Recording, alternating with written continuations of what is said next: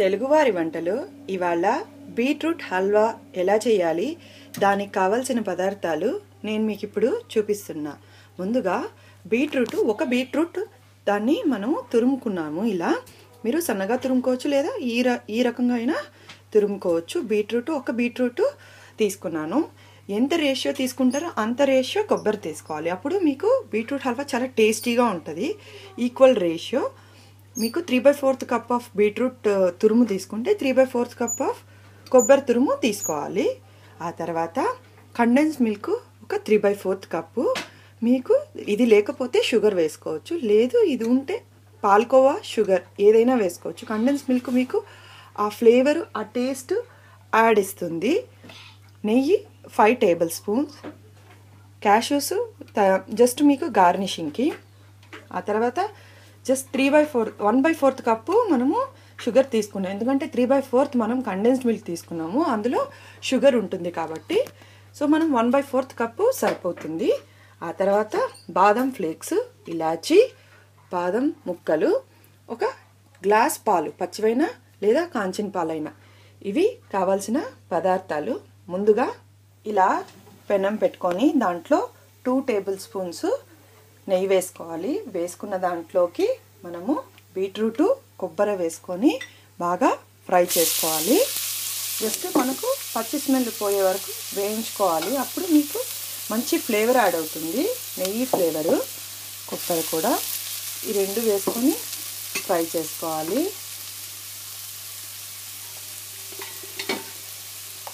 ఇది కొద్దిగా ఒక 5 మినిట్స్ ఫ్రై చేసుకున్న తర్వాత దీన్ని మనము ఉడకపెట్టుకోవాలి కుక్కర్లో.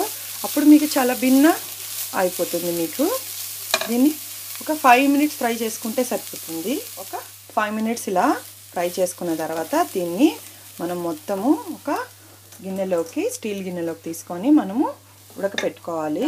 మనము కుక్కర్లో పెట్టేసుకుంటే చాలా సింపుల్గా అయిపోతుంది, ఉడికిపోతుంది. దీంట్లో మనము పాలు పోసుకొని దీన్ని 3 విజిల్స్ రానిచ్చుకోవాలి. ఆ తర్వాత మనము హల్వా స్టార్ట్ చేయాలి.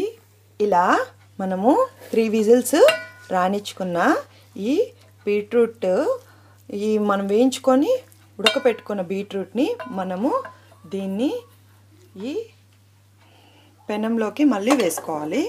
అప్పుడు మనకు జస్ట్ హల్వాకి ఎలా చేయాలో అలా అవుతుంది. కొద్దిగా దీంట్లోనే చక్కెర కూడా వేసుకోవాలి. ఇందులోకి మనము ముందుగా తీసుకున్న 1/2 కప్పు షుగర్ని వేసుకోవాలి. వేసుకొని మనం దీన్ని కలుపుకోవాలి. అప్పుడు మనము బాగా దగ్గర పడేలాగా మొత్తం కలుపుకొని కొద్దిగా ఒక 2 మినిట్స్ ఫ్రై చేసుకోవాలి. ఇందులో మనము ఒక 1 టేబుల్ స్పూను నెయ్యి కూడా వేసుకుంటే మీకు మంచి ఫ్లేవర్ యాడ్ అవుతుంది. ఇలా ఒక 1 టేబుల్ స్పూన్ నెయ్యి వేసుకొని బాగా మనము దీన్ని ఉడకపెట్టుకోవాలి. ఇందులోనే ఇలా మనం వేసుకుంటే కొద్దిగా మీకు మంచి ఫ్లేవర్ అండ్ స్మెల్ వస్తుంది. దీంట్లోనే మనము కండెన్స్ మిల్క్ కూడా ఒక 5 మినిట్స్ వేపుకున్న తర్వాత కండెన్స్ మిల్క్ కూడా వేసుకోవాలి.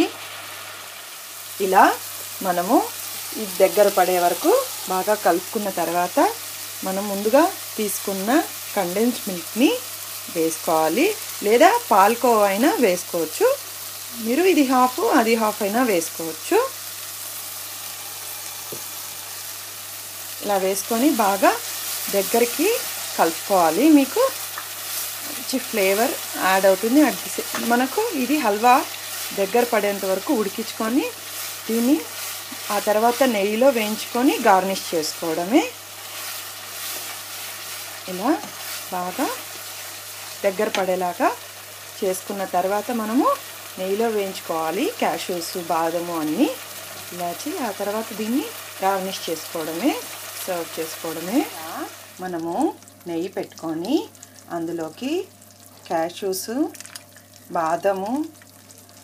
బాదం వేసుకోవాలి. ఆ తర్వాత క్యాషు, ఇలాచి వేసుకోవాలి.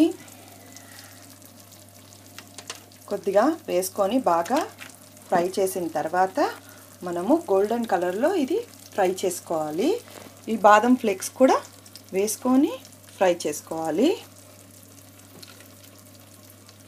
అన్నీ వేసుకొని ఫ్రై చేసుకొని దాన్ని ఈ హల్వాలోకి మనకు ఈ కన్సిస్టెన్సీ హల్వా రావాలి. చూసారు కదా, ఇలా హల్వా వచ్చిన తర్వాత దీనిలోకి మనము వేపుకున్న ఈ క్యాషు బాదంని వేసుకోవాలి.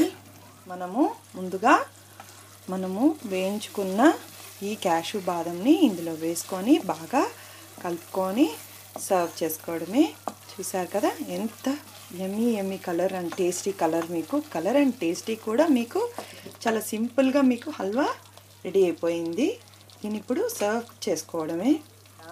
మనము క్యాషూస్ బాదం ఫ్లేక్స్తో డెకరేట్ చేసుకొని మనము సర్వ్ చేసుకుంటే చాలా టేస్టీగా యమ్మీగా బీట్రూట్ హల్వా రెడీ.